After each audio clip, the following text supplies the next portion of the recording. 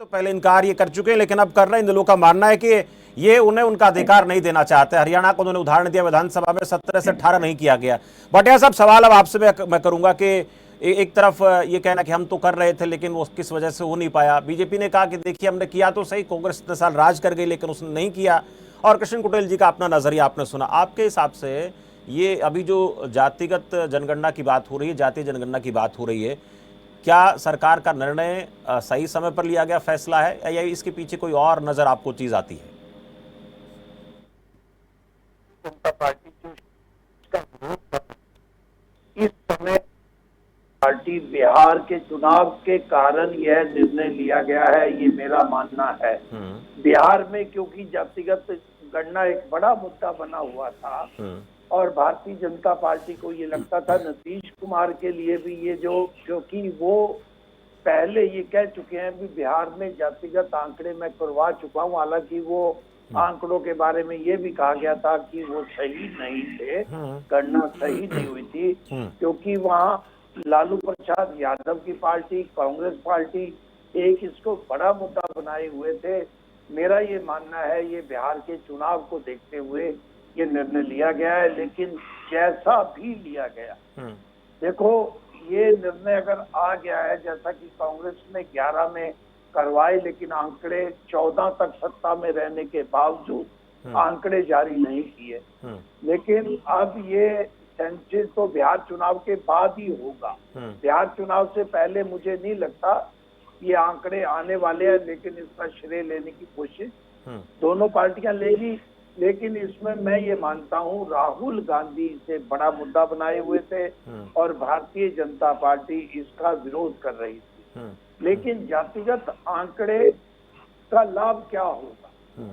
जैसा कि कांग्रेस एससी वर्गीकरण का विरोध कर रही थी और भारतीय जनता पार्टी को जब ये लगा कि एससी वर्ग कांग्रेस के साथ जा रहा है तो उन्होंने राजनीतिक लाभ लेने के लिए एससी वर्गीकरण सबसे पहले लागू हरियाणा में किया। अब ये है, जैसे अगर हरियाणा की हम देखो, ये हरियाणा की अगर हम सेंसस जो है जातिगत आंकड़े लें, तो अगर आपके साथ कोई विशेष जात से कोई प्रवक्ता होगा तो वो आम तौर पे 32%, 28% से अधिक बताएगा जाटों को। मैं पंजाबी समुदाय से आता हूँ तो मैं पंजाबी समुदाय के 5-6% फालतू बता दूंगा। जब गिनती हो जाएगी तो सबके आंकड़े सामने आ जाएंगे, पता लग जाएगा। अब हरियाणा में कांग्रेस ने क्या किया था, 22% जाट हैं, सब मानते हैं, लेकिन जाटों को 32 सीटें थी हरियाणा में और भारतीय जनता पार्टी ने 16 दी। भारतीय जनता वैसे 19-20 बनती थी उनकी जातियों के हिसाब से। जब आंकड़े सामने आ जाएंगे तो ऐसा लगता है कि राजनीतिक भागीदारी भी होगी। और आज तक हुआ क्यों नहीं?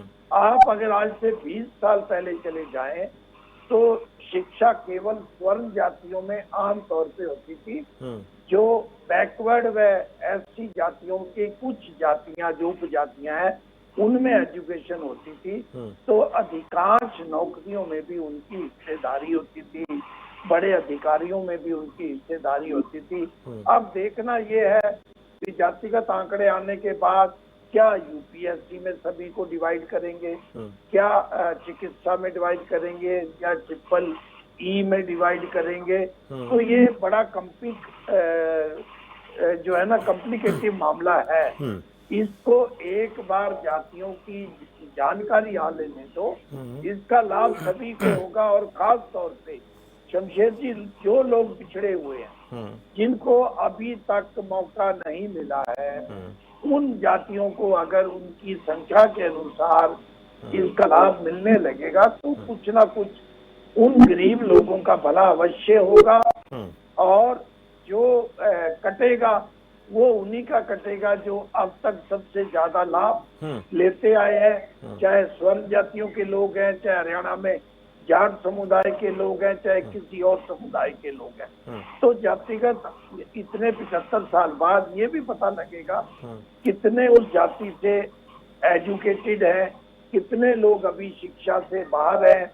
तो ये वैसे ये निर्णय जो भी लिया गया, क्योंकि डेमोक्रेसी में राजनीति को देख के ही निर्णय लिए जाते हैं। भारतीय जनता पार्टी ने चाहे बिहार के चुनाव को लेकर निर्णय लिया है, लेकिन फिर भी इस निर्णय के बाद राजनीतिक जो दबाव होते हैं, सियासी दबाव होते हैं, कई बार किसी भी सरकार को इस तरह के फैसले लेने पर मजबूर कर देते हैं। आपका ही कहना है। भाटिया साहब, सवाल राकेश शर्मा जी आपसे करूंगा। लगातार विरोध होता रहा, मैंने चीजें बताई हैं, पुराना इतिहास उठाकर देखेंगे बीजेपी नेताओं का तो वहां पर ऐसे बयान दिए भी जाते रहे, लेकिन सवाल ये बड़ा है कि आप लोगों ने फैसला लिया, लेकिन जाहिर तौर पर भाटिया साहब का कहना है कि बिहार का चुनाव है, वहां पर ये मांग पहले से उठ रही थी और 2024 के लोकसभा चुनाव में जातीय आधार पर वोटों का जिस तरह से ध्रुवीकरण हुआ था उससे बीजेपी को नुकसान हुआ था, बीजेपी समझती है, इसलिए निर्णय लिया गया ताकि बिहार में आप लोगों को जो एक नुकसान होने की आशंका कहने की नजर आती होगी वो नहीं होगा, ऐसा माना जा रहा है। हालांकि कांग्रेस